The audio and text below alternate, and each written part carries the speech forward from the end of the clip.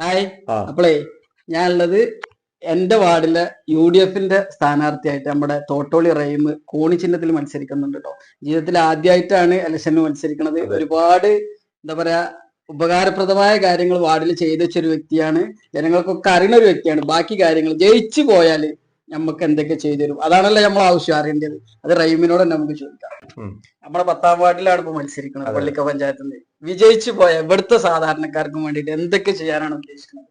ആദ്യമായിട്ട് ഇവിടെ ഈ കൊടിയമ്പറമ്പ് വാർഡില് ഈ കാണുന്ന വികസന പ്രവർത്തനങ്ങളെല്ലാം കൊണ്ടുവന്നത് UDFന്റെ മെമ്പർമാർ തന്നെയാണ്.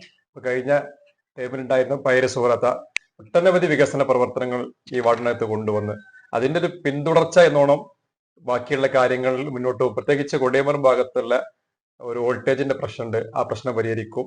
അതുപോലെ എന്റെ ഒരു ആഗ്രഹം എന്ന് പറയുന്നത് നമ്മുടെ സീതി ഹാജി റോഡ് റബ്ബറൈസർ ചെയ്യണമെന്നുള്ള ആഗ്രഹമുണ്ട്.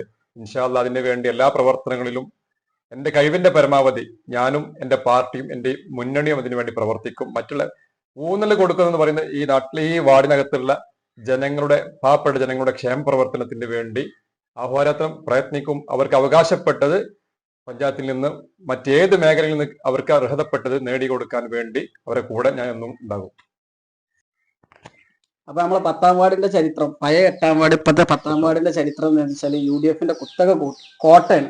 ഒരു വട്ടം മാത്രമാണ് നമ്മളെ LDF എല്ലാ സ്വന്തം സ്ഥാനാർത്ഥിയായിട്ട് ഇവിടെ മാറിപ്പോയത്.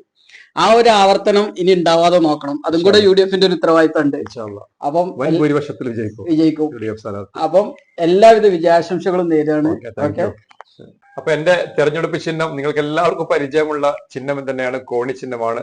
അപ്പൊ എല്ലാവരും ഈ വാർഡിനകത്തുള്ള മുഴുവൻ ആളുകളും നിങ്ങളുടെ വോട്ടവകാശം കോണി അടയാളത്തിൽ രേഖപ്പെടുത്തി എന്നെ വൻ ഭൂരിപക്ഷത്തോടു കൂടി വിജയിപ്പിക്കണമെന്ന് വളരെ സ്നേഹത്തോടു കൂടി നിങ്ങളെ അഭ്യർത്ഥിക്കുകയാണ്.